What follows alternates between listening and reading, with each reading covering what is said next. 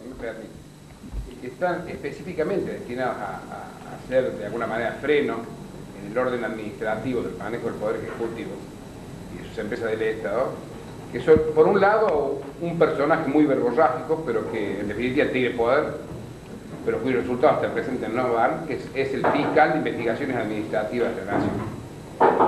Y el segundo es el poder legislativo. Es decir, en el primer caso, toda la espectacularidad que le ha dado a una cantidad de investigaciones han terminado virtualmente en la nada. Yo recuerdo que en estos 4 años nadie ha ido preso por corrupción en la gente.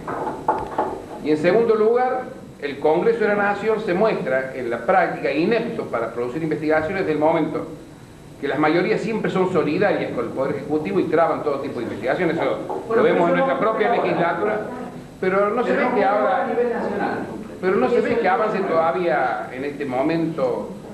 Por ejemplo, estos casos que usted plantea, que son reales y actuales, yo no sé si van a tener...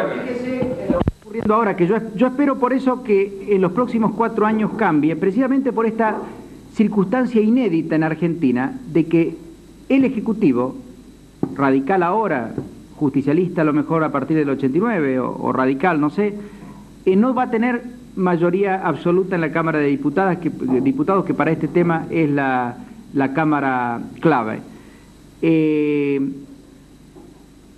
Esto es muy importante. Por ejemplo, el Tribunal de Cuentas de la Nación ha estado objetando la ejecución de los presupuestos nacionales e informando al Congreso. El Congreso daba el visto bueno a lo que había, a las insistencias del Poder Ejecutivo de pasar por arriba de las objeciones del Tribunal de Cuentas. E incluso el Congreso no había reclamado las rendiciones de cuentas de los años, por ejemplo, 85, 86, 87. La última que llegó es la del año 84, donde, por ejemplo, aparece una partida que se llama gastos sin regularización documental, de 3.700 millones de dólares, que dice textualmente que sobre esos gastos no puede opinar el Tribunal de Cuentas, porque buscó el fundamento del gasto, la autorización legal, el recibo del que tendría que haber, digamos, obtenido el dinero, y no pudo encontrar nada. O sea que no puede juzgar porque no encontró ningún papel que respalde estas partidas que suman 3.700 millones de dólares. Por eso, por ejemplo, eso está ahora en el Congreso, junto con este otro pedido de rectificación del año pasado, que es una verdadera malversación de fondos. Yo ya he dicho por todas las radios y la televisión que el Poder Ejecutivo ha cometido el delito que está tipificado en el artículo 260 del Código Penal. Yo me he hecho asesorar y nosotros como legisladores tendríamos que pedir el juicio político del Ministro de Economía y del Presidente de la Nación, pero no queremos tomar esa decisión política porque de ninguna manera queremos adoptar una decisión que pueda verse como el intento de desestabilizar al gobierno o cosas por el estilo. Pero yo quisiera que algún juez tomara el hecho de que un legislador está imputando la comisión del delito de malversación de fondos en términos del artículo 260 o algún fiscal y me llamara a declarar e iniciara una causa, porque si bien el ministro de Economía y el presidente van a poder invocar los fueros que, digamos, los obliga solo a presentarse a un juicio político, el secretario de Hacienda puede ser perfectamente, digamos así, imputado penalmente, igual que todos los funcionarios que hayan firmado, digamos, disposiciones de fondos fuera de la legalidad.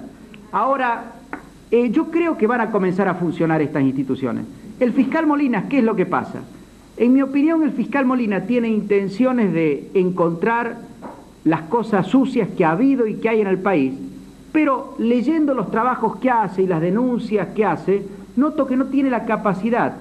Espero que no haya ningún periodista que me reproduzca esto y entonces me lo tire arriba. Pero yo creo que él tiene buenas intenciones, pero me parece que no ha logrado. Ahora debo decirle que muchas veces no es fácil llegar a documentar todas estas cosas, porque, bueno, la misma oscuridad lleva a que los elementos que se necesitarían para aprobar. Y finalmente, lo más ingrato de todo, es que todo lo termina autorizando por un decreto del presidente. O sea que finalmente el responsable de todo es el presidente, porque les llevan, cuando lo objeta el Tribunal de Cuentas, que normalmente es lo que hacen un decreto de insistencia firmado por el presidente al que le dicen que sí, que por una razón formal, y entonces prácticamente todo aparece como responsabilizándolo directamente al presidente. Si uno va y afecta la imagen presidencial, obviamente va a aparecer como intentando desestabilizar, que de ninguna manera es la intención de nadie que quiere ejercer este control que un sistema republicano mínimamente debe tener. Pero a mí me parece que ahora las cosas, no es que yo sea exageradamente optimista, pero creo que pueden entrar a cambiar precisamente porque no se da este tema de control del Congreso Nacional por parte del radicalismo, como no se va a dar el control del Congreso Nacional por parte del justicialismo si gana el 89, salvo que saque 60% de los votos en las elecciones. Bueno, eso es muy malo. Yo creo que si desaprovechamos esta oportunidad sobre la base de que las negociaciones entre los partidos lleven a mantener la oscuridad que hay en Argentina, entonces no vamos a tener solución.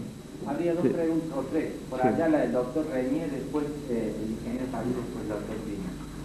Y creo que hay que hacer una distinción que todavía no estamos acostumbrados a tener en cuenta, que es la distinción de lo político y de lo técnico. Yo creo que uno de los grandes dramas del país es el desencuentro de políticos y técnicos.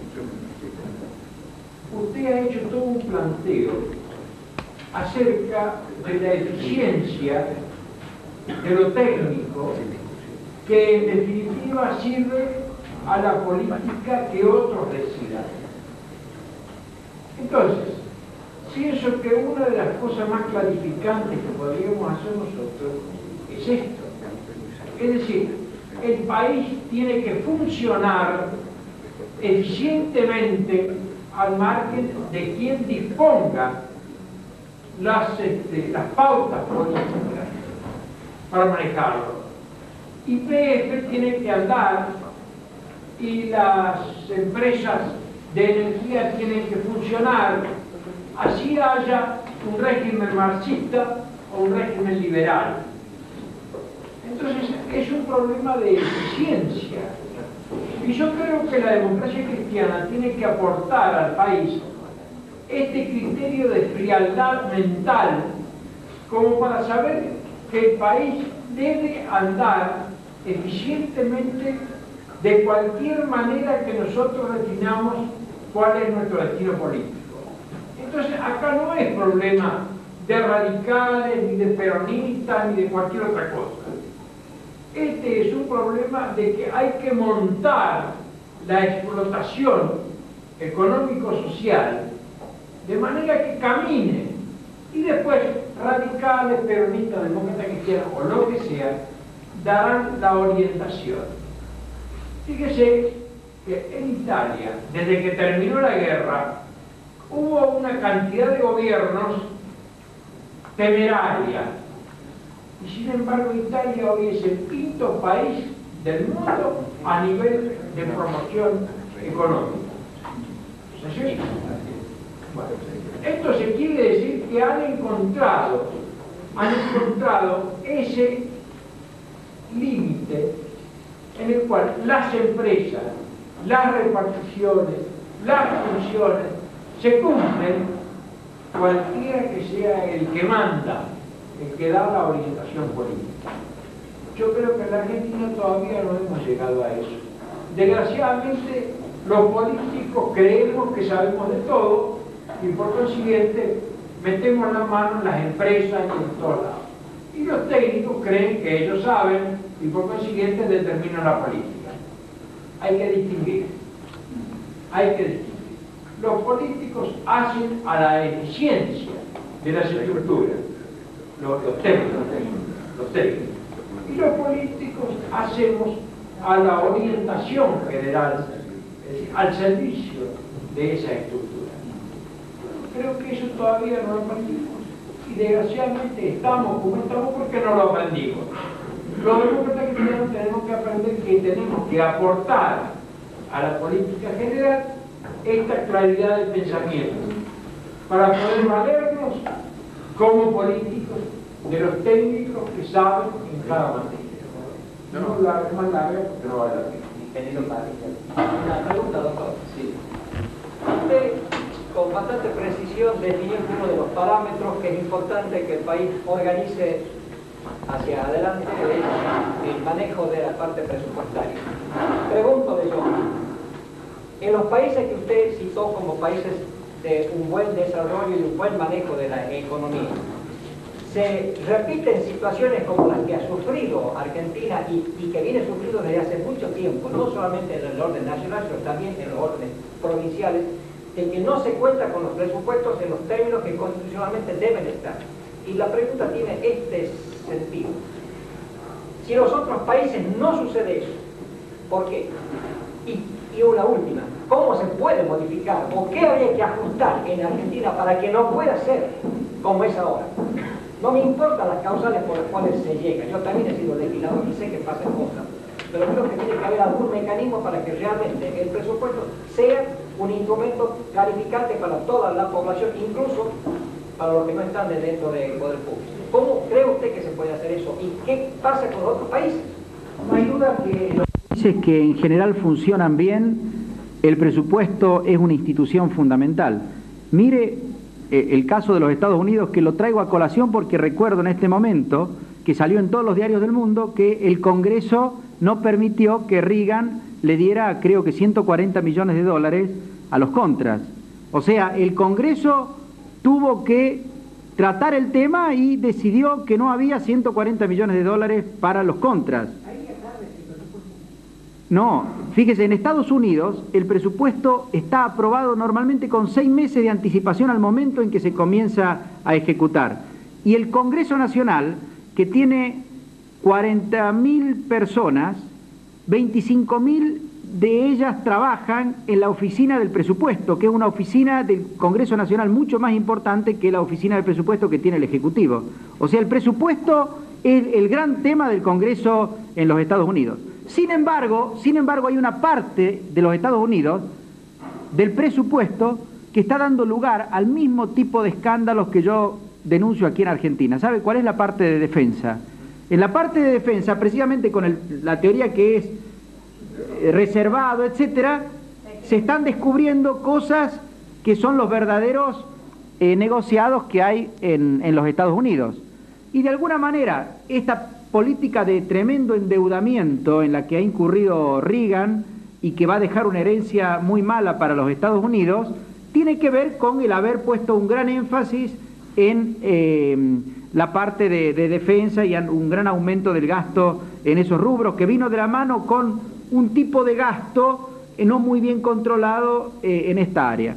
Pero quiere decir que en la medida en que en la economía de los Estados Unidos se están manifestando problemas, tienen que ver con la aparición, aunque sea marginalmente, de defectos de la misma naturaleza que los que hemos descrito para Argentina. Ahora, lo mismo pasa en los países europeos, y para qué decirle Japón. Japón tiene los presupuestos aprobados con, no sé, más de un año de anticipación y con pronósticos no solo para el año del presupuesto mismo, sino para hacia más adelante. O sea que sin duda el tema del presupuesto funciona muy bien en los países que funcionan bien. Ahora, ¿cómo hacer que sea diferente de aquí en más? Yo creo que por demanda de información y y presión de los propios legisladores y de la gente, yo creo que este tipo de discusión pública que se está planteando ahora es importante. El tema de la malversación de fondos del año pasado, el tema de por qué no se le pagan a los jubilados, un tema que vamos a tratar de difundir este fin de semana, de un proyecto que no se dejó tratar en el Congreso Nacional, que hubiese significado devolverle a las provincias los 2.000 millones de australes que le sacaron para los fondos nacionales de combustibles y grandes obras eléctricas y destinarlos a resolver el problema de los docentes.